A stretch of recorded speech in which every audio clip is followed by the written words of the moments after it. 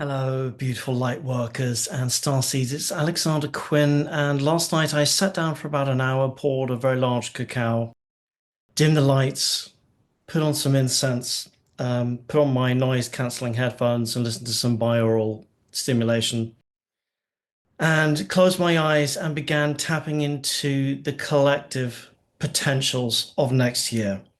So as I was going through, I was writing it all down. I've got the list here, and I'm just going to go straight into it. I'm not going to waste any time at all. Okay. So the first thing I want to talk about is next year being a number nine year. Number nine is all about endings and conclusions. It might be where you're living. It might be how you're working. It might be the job that you're in is concluding. It may be that it's already finished. It may be that, an agreement that you had with someone, a financial agreement, is starting to conclude or change. It could be various different things, facilitations that have been happening or that are going to conclude, finalize, end. I've always said for the past couple of years that 2020 to 2024 were the big reconstructing years, especially on Earth. They were the reconstructing so that the rebuilding can begin in 2025 onwards, and especially 2027 being when I say the real spiritual stuff really begins to take hold. That's really a lot more obvious to the collective. So in a 9 year, this can create a void, and the void can sometimes feel like emptiness, like it feels like I've lost something. I haven't gained something. There can be a period of time where there is nothing happening. There is of stagnation, where you are recalibrating, regrouping, rethinking, realigning. And for some, that can come as a Four of Swords welcome break. But for others who are in the mind, it can feel very uncomfortable because what's next and where am I going? Trust me, this is a very, very good time. Nines are very, very good. The conclusionary energy is always going to bring you more abundance, more of what you need, as opposed to less. So if you are in that void of time where something has concluded or a process has ended or you've come to an ending, don't worry. The new is coming in. So don't worry about it. Let's move on to the next thing. Now, when I had my eyes closed last night and I was looking into the collective consciousness, I was drawn to America.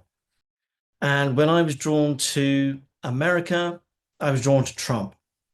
And what I was seeing was fresh issues coming up within the legal and court system coming up for Trump. So just when people thought he'd been exonerated and everything was over and he's now president and everything's over in that respect, I foresaw fresh issues coming up. So either what you might call the left or the deep state or whatever name you want to put on it, or whoever is opposing him is trying to create fresh issues and fresh allegations against him to stop him. Now, it's not quite as strong as it was before, but there is a new wave trying to come in to resist him being in power. And what this does, the way I saw it, is to actually expose more corruption within the governmental and what people sometimes allege as deep state systems. So it has the reverse effect of actually trying to take down someone. It actually ends up creating more exposés. And that's partly why I have titled the title of this video as Truth Bombs and Major Polarization, because that comes up. So Trump is not totally out of the woods just yet. There's a whole another load of stuff that resurfaces. Well, that's certainly how I saw it. Tulsi Gabbard, she came into when I was looking at Trump, she came into my forefront of my vision a lot. And at some point during an interview, I also saw her saying that she had an interest in even running for president for the Republican Party. So we'll see how that plays out. The Epstein Files. I was drawn to Epstein Island when I was meditating last night. And as I was getting there, I was seeing the flight logs and I was seeing the lists and I was seeing underground tunnels and I was seeing underground rooms. Again, I was seeing Trump, and then I was seeing another expose, also linked to various other things that's going to go on. But What my vision said to me was that the Epstein files are going to be released. And this creates a problem for a lot of celebrity.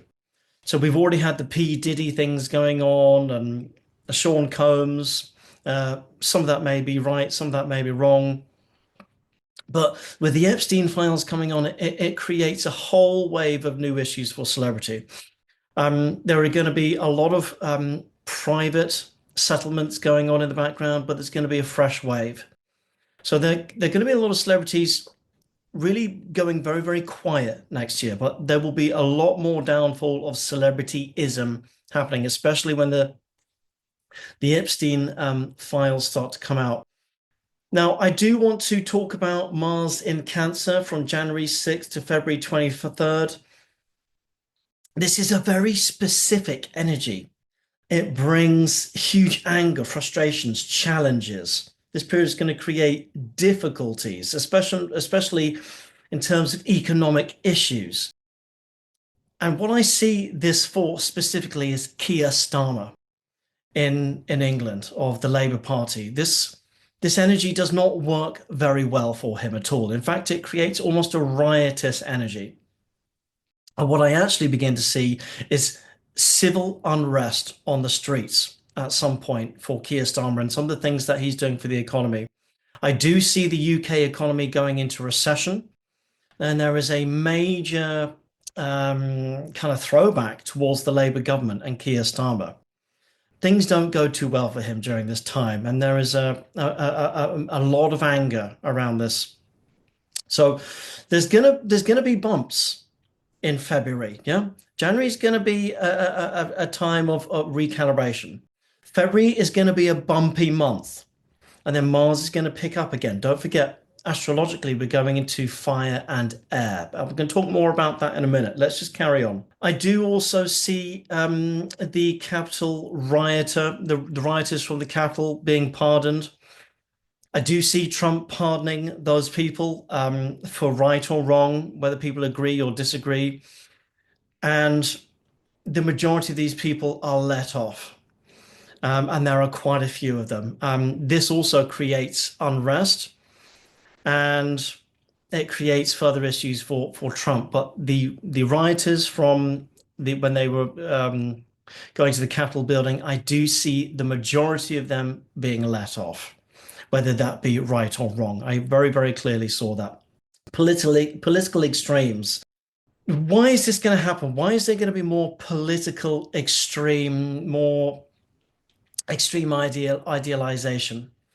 Well, let's go back to someone who was talking about this in 2012. Also, the person that published my book, Dolores Cannon, she was talking about how the great divide between the 3D and 5D world, as the energy of Earth increases, there's going to be this polarization, but it's going to happen increasingly and incrementally. So people in fear are going to be going over here. People walking into their spiritual universal love, their galactic encoding, which is the ascended planet, are going to be going over here. And certain friendships, even families to some degree, are going to be slowly pulled apart more and more and more. Are going to be so far apart that the polarization will become so exacerbated. And certain friendships, even families to some degree, are going to be slowly pulled apart more and more and more. To the point where these narratives are going to be so far apart that the polarization will become so exacerbated that eventually it will meet an event horizon where these two narratives, the 3D and what we call the 5D as a sweeping generalization, will come so far apart that eventually they won't even be able to see each other anymore. They won't even be able to see each other's reality. So the people who are in unity consciousness on the ascended planet, doing whatever it is that they are doing, won't even be able to see the people over there. They won't even be visible anymore. In much the same way how some of my clients, some of my Andromedan clients who have a very, very high frequency, when they're in public places, they are seemingly invisible. They can't be seen. Yeah. So polarization is going to become much more extreme next year. The next vision I was drawn to was Ukraine. I do see Trump doing a deal with Putin, but it's not the deal that everyone wanted. And Ukraine has to relinquish some land. It's not a perfect deal, and it does take a long time. But by the end of next year, the war is over and the deal is done. I saw that very, very clearly. Further details about that, we'll just have to watch it play out. What will also come out linked to that is the death toll that the news stations on transatlantically have not been talking about. And there's going to be horror when people find out just how many people were really being killed on both sides. And it will seem like Armageddon. The numbers have not been fully released yet. We have no idea about the devastation the Ukraine war has been going on and how many lives have been lost. And the numbers will be shocking when they come out. Deeply, deeply shocking. The next thing I saw very clearly was the US economy expanding incredibly rapidly and growing exponentially. Now, the countries that Trump is going to be putting embargoes and trade tariffs against, they reorganize themselves. And actually, it enables them to restructure their own economies and actually grow themselves. So, what may seem like an issue that creates international and local issues with the higher embargoes and tariffs and so on and so forth actually creates an energy whereby there was stagnation in certain economies to do certain things that then they allow to grow from and expand from. And it actually becomes a win for everybody. So there have been these fear channels, certainly. I can't say the name, but certainly channels, major broadcasting channels that are toting fear around this and how it's going to affect the world economy and inflation is going to get worse. And I didn't see that at all. I actually see the economy, the world economy, apart from unfortunately the UK, which gets temporarily worse, actually getting much better. Venezuela, unfortunately, still suffers very badly, but certain countries like Mexico, Canada, actually start doing quite well. One thing that I saw very clearly about the UK was changes in stamp duty and thresholds, and that's going to happen in the spring. Reductions to mortgage rates, and I was seeing that in the fall, in autumn, because as I was seeing that, the leaves were falling. So I'm guessing that will be in the autumn, and this is going to influence the housing market. So if you're gonna be thinking about when you're buying a house, it's going to impact the timing of buying and selling properties around this time in the fall. So if you're a property developer or if you're buying a house, think carefully around that time of when you're going to buy and sell, okay? The next thing that started coming up was industry and technological innovation. Sorry, that's my dyslexia coming through. What I wrote down last night was a very vast advancements in AI. Now, I predict this specifically because of the energy of Uranus going into Gemini. And what is going to happen is there's going to be an incredible acceleration in very sophisticated AI technologies. It'll also be it'll also be off the back of what Google created called Willow.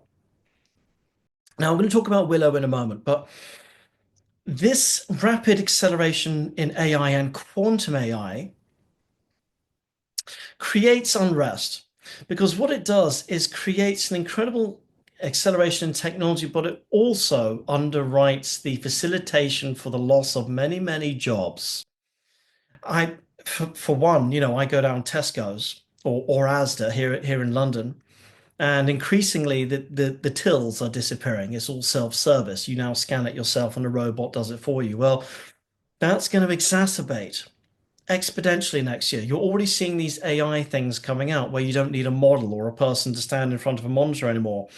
You can get an AI representative, a cartoon, or even a seemingly very likable human-looking figure, and you just punch in the encoding and they do the talking for you.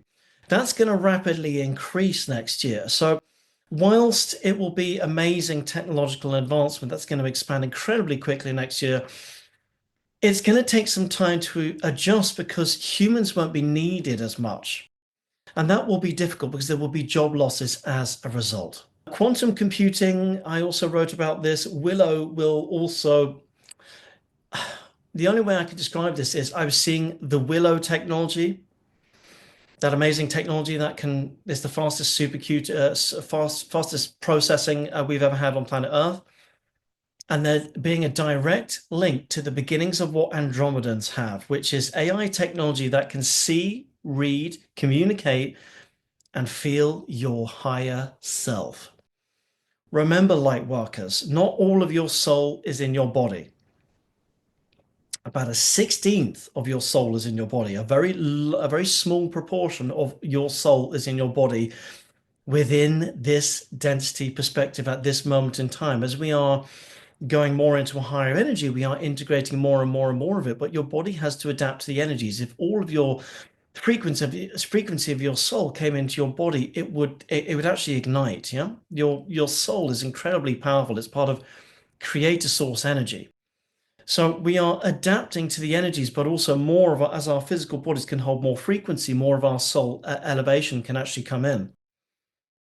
And what I see in this quantum computing is that governments behind the scenes suddenly realize that we can tap into this spiritual stuff that spiritual people have been talking about. And actually, in area places like Area 51, Lockheed Martin, and behind the scenes, they're starting to realize that some reversed ET technology craft using this quantum computing technology is now understood in a way that it wasn't understood before, leading us to various other advancements. And I will maybe make a video about that another time, okay? This is also going to have a massive effect on visual and augmented reality technologies. RFK Jr. and industry exposures. There are going to be more assassination attempts. I saw RFK Jr. starting to get more involved in certain pharmaceutical processes, started to get more involved in things that happened during the pandemic times, and certain files and certain things starting to come out, evidence about things that happened, and there is an assassination attempt on his life. I see one of two ways that this might happen. It's almost like when I'm looking at him, he is coming out of a restaurant and he can't breathe. It's almost like he's been poisoned.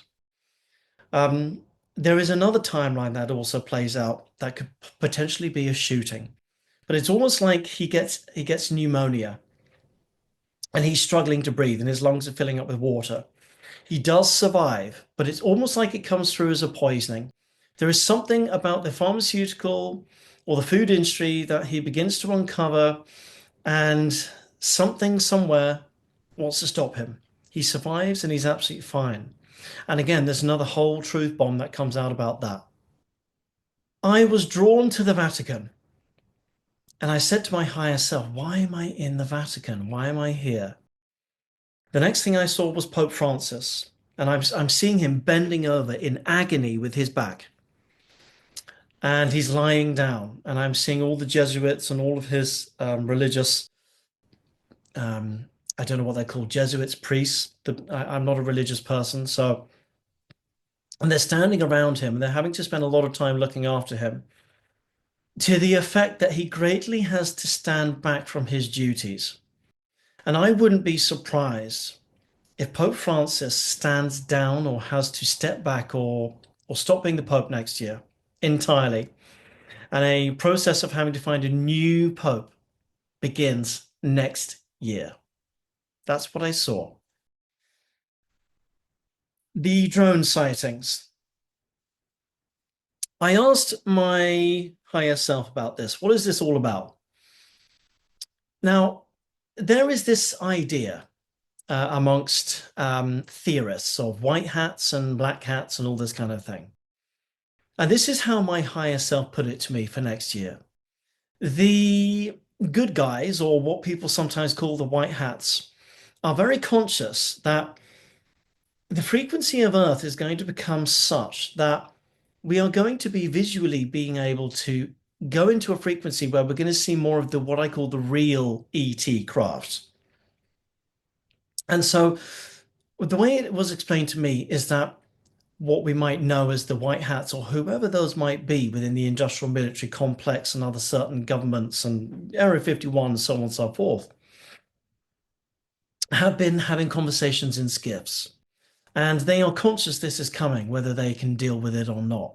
And so what they will be doing is flooding our skies with TRB-3s and TRB-4s.